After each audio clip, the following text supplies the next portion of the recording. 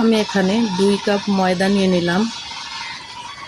একটা আপুকে দেখলাম সিলেটি বাকরখানি তৈরি করার জন্য, আমার খুব ভালো লেগেছে, এই জন্য আমিও তৈরি করতে চলে আসলাম। স্বাদ মতো লবণ, 10 টাকা দামের 1 প্যাকেট গুঁড়ো দুধ,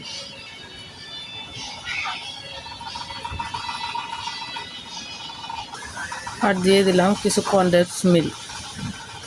ওই আপুটাকে দেখলাম চিনি ব্যবহার করতে, আমি কনডেন্স মিল্কই ব্যবহার করলাম। চিনি কিংবা কনডেন্স মিল্ক যে কোনো একটা ব্যবহার করলেই হলো। এবার সবগুলো মিশ্রণ একসাথে মিশিয়ে নেব। মিশ্রণগুলো আমি ভালোভাবে মিশিয়ে নিলাম। জানি না আমার এখানে কোথাও ভুল হয়েছে কিনা, ভুল হলে ক্ষমার দৃষ্টিতে দেখবেন। আর যে আপুটাকে দেখে আজ আমি তৈরি করার প্রস্তুতি নিলাম, ওই আপুটাকেও অসংখ্য অসংখ্য ধন্যবাদ। এবার আমি কিছু ঠান্ডা পানি দিয়ে এটা ডো বানাই নেব।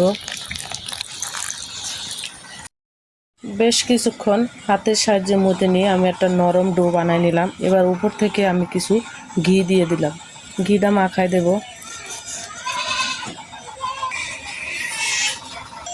2 চামচ তেলের ভিতর আমি সামান্য ময়দা দিয়ে একটা মিশ্রণ তৈরি করে নিলাম।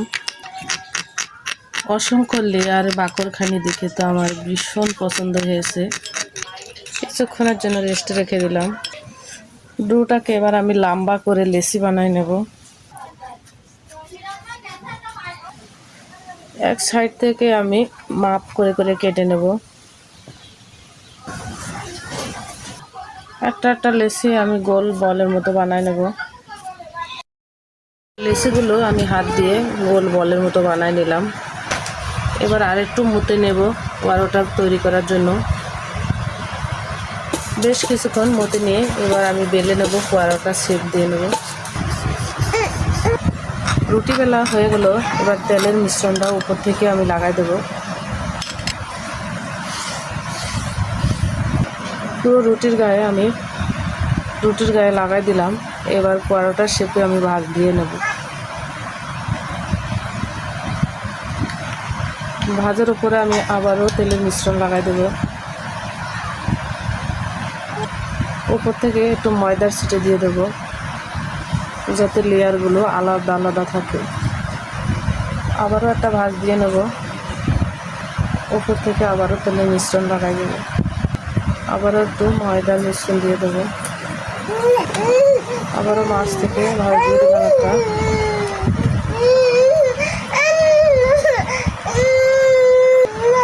আবারও একটু ময়দা তেলের মিশ্রণ দিয়ে আবার আরেক ভাঁজে পুরো পরোটার শেপ দিয়ে নিলাম। এবার পরোটার শেপটা আমি গোল করে নেব।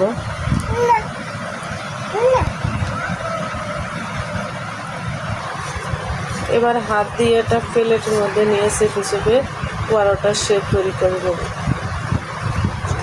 এটা কেউ বেলেও নিতে পারে, কিন্তু হাত দিয়ে করলে হবে। রুটিটা একটু মোটা তৈরি করা লাগবে।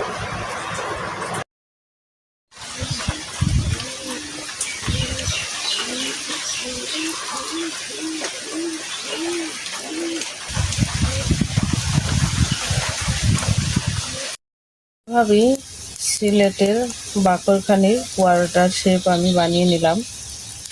এদিকে মাটির চুলায় আমি 2 কাপ পরিমাণ পানি, 2টো এলাচ দিয়ে ফুটিয়ে নিলাম। এর ভিতরে আমি 1.5 কাপ চিনি দিয়ে দিলাম একটা শিরা তৈরি করার জন্য। শিরা তৈরি হয়ে গেল।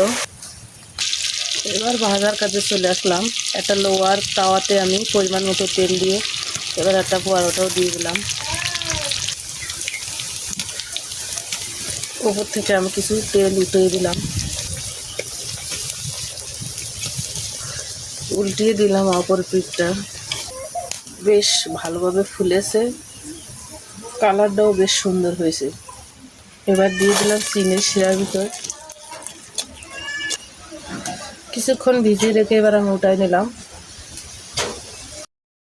অল্প উপকরণে ঝামেলা ছাড়াই সিলেটের এই বাকরখানি খুব সহজে বানিয়ে নেওয়া যায়। অসম্ভব মজাদার এই রেসিপি আমার পরিবারে তো সবারই পছন্দ হয়েছে। আশা করি আপনাদেরও পছন্দ হবে। সবাই বাড়িতে একবার বানিয়ে খেয়ে দেখবেন, সবারই খুব ভালো লাগবে।